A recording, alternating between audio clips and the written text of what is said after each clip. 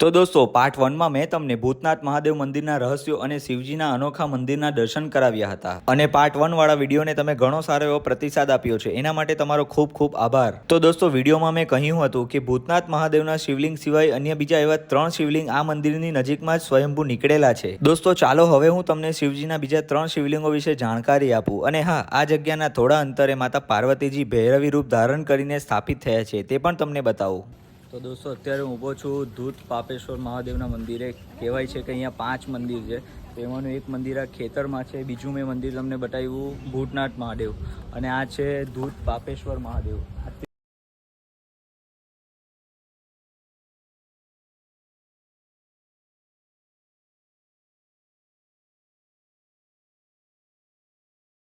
તો દોસ્તો અત્યારે આપણે ઊભા છે કાલ ભૈરવનાથ મહાદેવના મંદિર અને અંદર જઈને તમને એ શિવલિંગના પણ દર્શન કરાવું।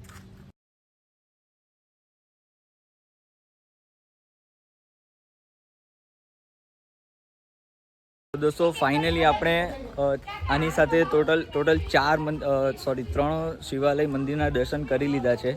તો હવે આપણે જઈએ ભૈરવી મંદિર, તમને ભૈરવી મંદિરના પણ દર્શન કરાવું।